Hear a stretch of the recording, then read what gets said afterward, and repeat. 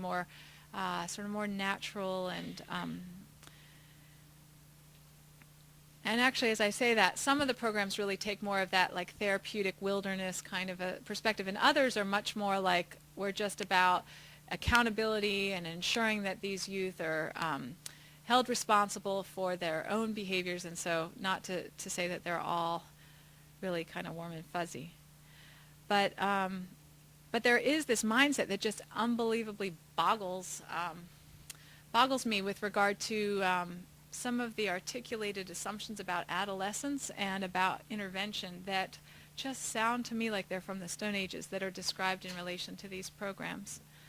And the truth is that when a bunch of folks are come together, I mean, this is the Bazelon Center actually stopped connecting with this group A-Start as a partner because they said, you know, we actually don't believe that residential treatment is appropriate for any teenagers because the whole assumption of bringing together a bunch of kids who are in distress, that in and of itself creates very unrealistic conditions and also much more distressing.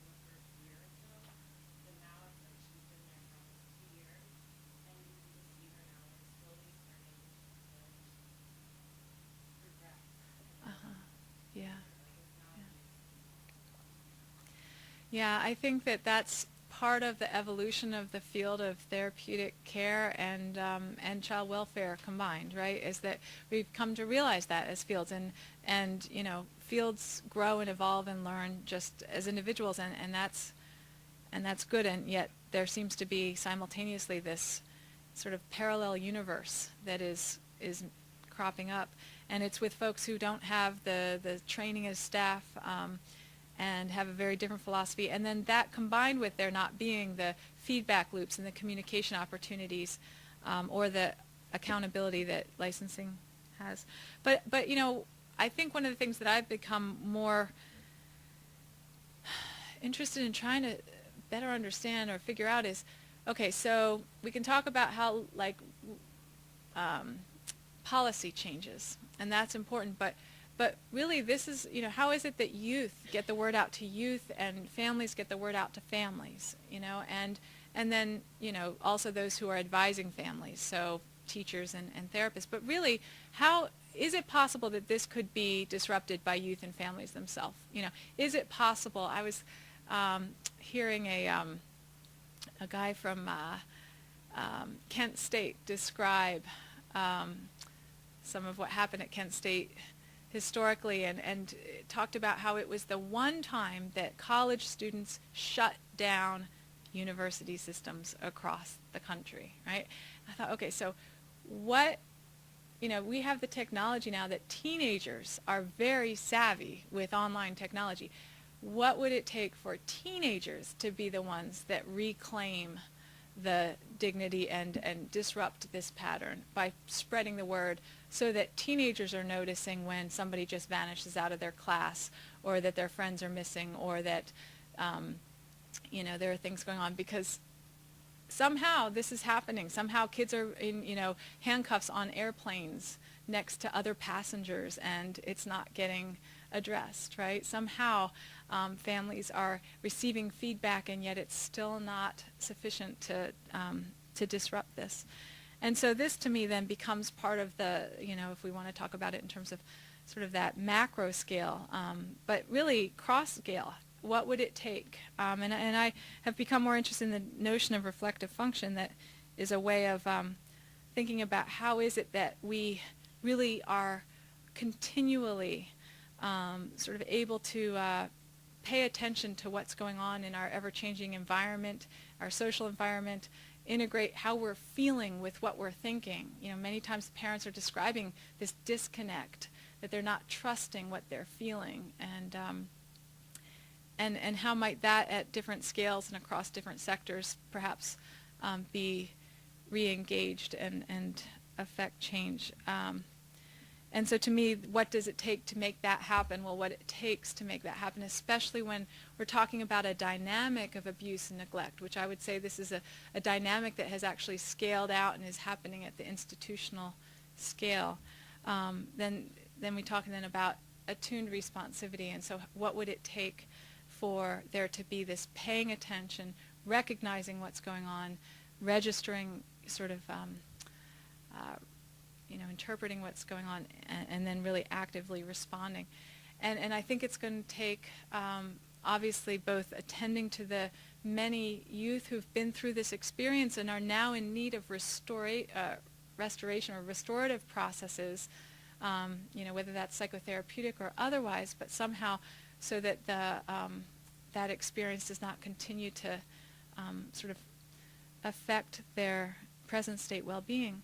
But then at every scale, so policy. So one of the things this really struck me. This is an online post at the Fornet site, and as I mentioned, so I had this chance to testify in Congress, and right before I went in to testify, one of the other folks who was testifying was the father of a boy who actually died in one of these programs, and he said to me, "Allison, did you know that you're getting slammed on Fornets right now? They don't know who you are." And Fornets is one of the websites where many people who had been attendees of these programs had found one another. And, they were, I think, appropriately upset about the fact that nobody on the panel testifying before Congress was a youth with their own lived experience in a program. But they were saying, they didn't know who I was. And so so several parents testified, and somebody from the GAO, the Government Accountability Office, who there have now been several studies through the GAO, which are worth looking into if you're interested in this. But then this woman from that organization I described to you, NatSap, sort of saying, "Oh, this would be terrible, but we're really, we don't believe this is a significant concern." And then I testified, and I sort of took the woman from NatSap, took her on around some of the things that she said. And so it's kind of funny, because when I went afterward and I looked at what the conversation was on Fornets, because I'd heard that I was kind of suspicious in the minds of some of the folks there, there was a guy that was describing what he was watching as he was watching the congressional hearings, and it was almost like seeing somebody narrate like a boxing fight, like, "Oh, Miller just took him down," and so it was really, and then it ended with this statement, which to me is really pretty striking. He said, "I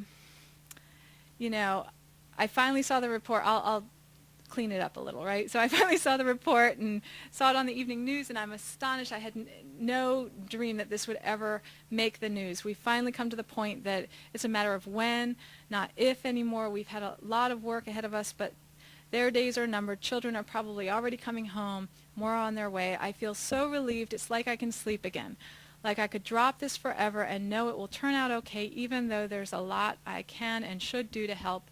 This is a relief."